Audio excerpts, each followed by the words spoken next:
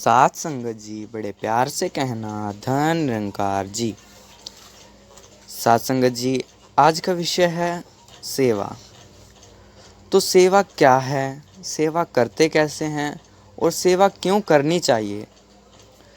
तो सेवा होती क्या है। सेवा वो फिज़िकली और मेंटली एक्टिविटी होती है जो हमें बहुत कुछ सिखाती है।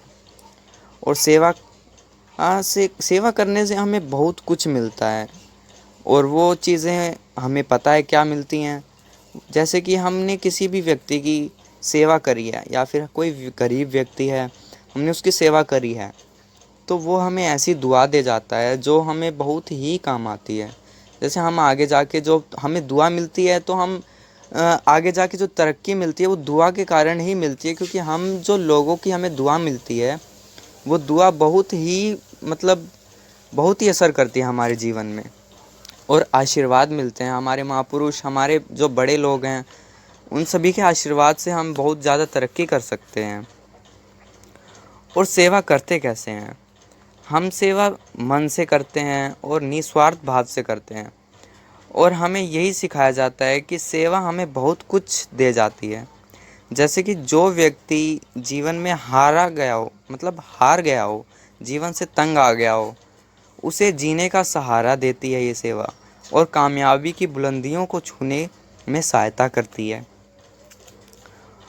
हमें पता है कि सेवा बहुत ही काम में आती है। हमें ये भी सिखाया जाता है सत्संग भवन में कि सेवा करनी है, सत्संग करनी है, सुमिरन करनी है। तो साथ संगत जी, सेवा कैसे करनी है, निस्वार्थ भाव से करनी है और मन से करनी है। और सुमिरन कैसे करनी है, सुमिरन हमें दिल से करनी है और मन से करनी है।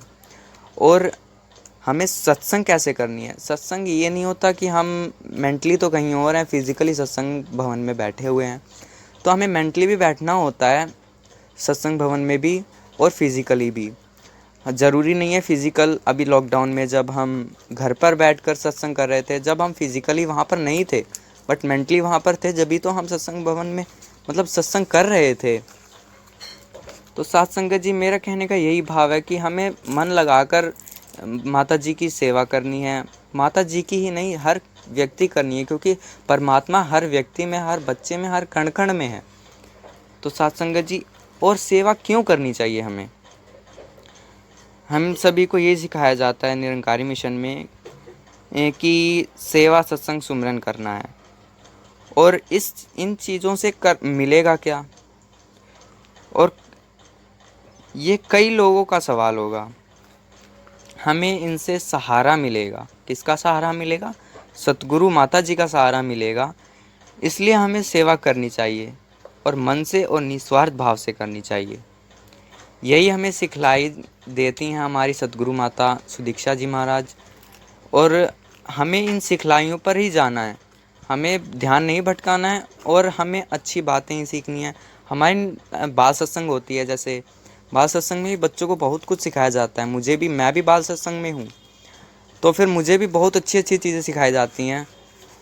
इसीलिए मैं सत्संग में जाता हूँ, ताकि मैं अपने जीवन को अच्छी अच्छी दिशा में ढाल सकूँ।